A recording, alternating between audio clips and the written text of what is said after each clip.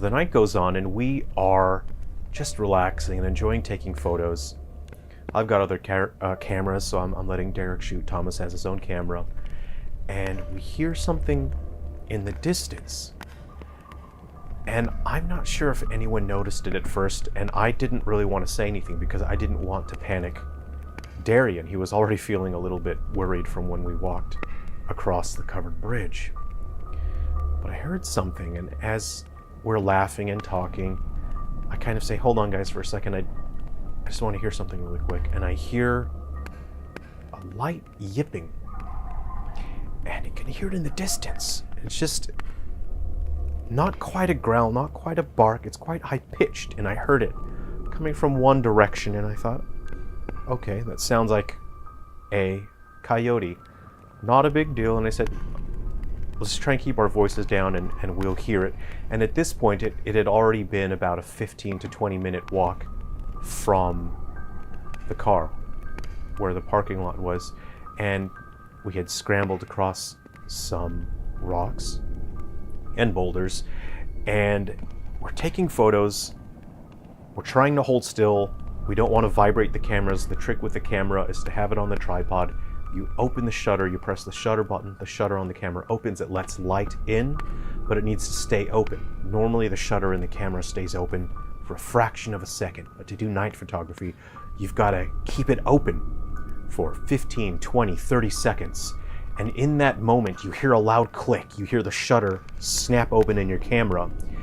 And when that happens, you keep quiet. It feels like you're holding your breath. It's almost as if you can hear the light entering your camera, etching onto the sensor, creating this brilliant landscape photo. So we all synchronize, we take our shot, and we sit there in silence and we wait.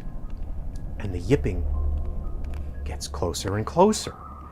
And I said, hey guys, I'm not sure if we should pack up pretty soon here. I think that coyote is getting closer. And Darian's saying, oh, no, I'm really enjoying this. I'm starting to have fun. I think I'm learning a lot. And Derek and Thomas and I had been in somewhat situations before, and they're kind of going, well, we'll start walking back a little bit and we'll see what's happening. So we frame up again, set our shutters for 30 seconds, hit the shutter, snap. We're holding our breath in silence. And then we hear it. And the yipping gets louder and louder, but suddenly it's not just from one direction like it was before. I can hear it coming from two different directions now. And I'm thinking, uh-oh, that's really bad if I can hear it actively coming from two different directions now. And it's getting louder and closer and closer. And I'm thinking, we need to pack up. So Thomas, Derek, and I pick up our stuff. We start walking back, and Darian says, oh, no, man, just one more shot. This is going really great. It's going awesome. And we're thinking, shit, okay, we'll let him take one more shot. So he sets up. He takes about another minute to set up. And he doesn't really believe me about the yipping. Hits the shutter button on his camera. Snap. It's dead silent for a second. But then suddenly there's a loud, sharp yip. And I can hear it coming from three different directions now. It's coming from the left, from the right, and from right ahead of us. And I said, we have to go now. And at that point, we can hear these things are close. And Darian looks at me and he goes, oh shit. And I said, grab your camera now. And his camera has not even finished taking a photo. That shutter is still open. And he grabs the camera. We all grab our gear. And we are running at this point, and we think, holy shit, okay.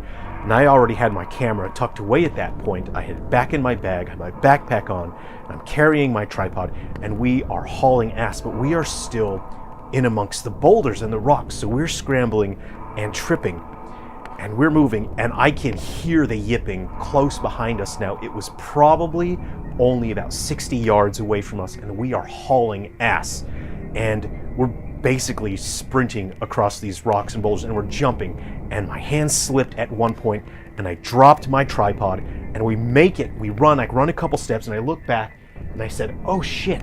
Thomas and Derek look back, and I'm calculating, and my brain time has frozen for a moment as I'm thinking to myself, should I stop? Should I go back and get the tripod? Because these things are close. I can hear it, and there's definitely at least 5 of them. This is loud at this point. And I'm looking at them. It would have been wiser for me to keep running, but I sprinted back and I grabbed it, picked up my tripod, and I'm trying to catch up to the others now. They've gone on without me. And we're moving, and we're moving, and we're starting to make some distance. We can hear it. We're starting to get away from these things.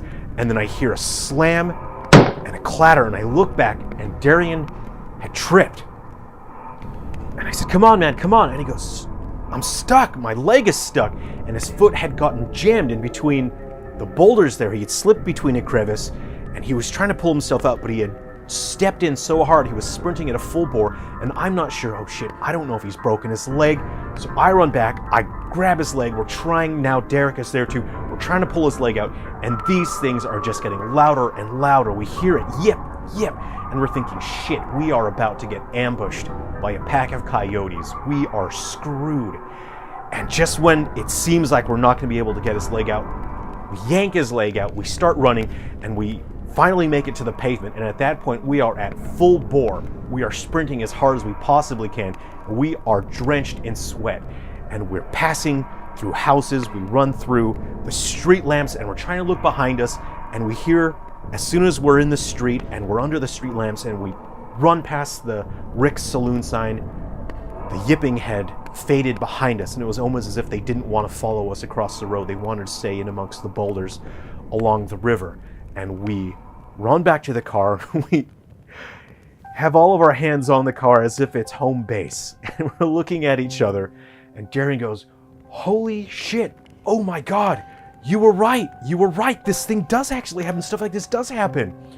And Derek and Thomas and I look at each other, and we are laughing our asses off, and we're saying, I told you, man, I told you this actually happens. And he goes, I should have believed you, I should have believed you. We hop back in the car, and we just sat, and I think we must have had some chips and some snacks and some sodas waiting for us, and we just decompressed, and we caught our breath before we drove back. We were pretty quiet and uncomfortable for the first half hour, but as soon as we sort of hit the lights of civilization, we got back through Oakdale, we just took a deep sigh of relief and started laughing about it. And that's the story for tonight. That's the time we got ambushed by a pack of coyotes. Thanks for sticking through to the end, and here's the small twist at the end of the story. The guy that I took to show night photography to, his name is actually Darian. I mean, there's no reason to make up a fake name. There's the twist. His name is actually Darian. So thanks very much for spending some time with me and coming to hang out. I hope you enjoyed that story. Let me know if you'd like to hear more of these kinds of stories. Please take care of yourselves. Be well. Okay, I'll come up with some cool, funny videos for you. Take care. Have a great week.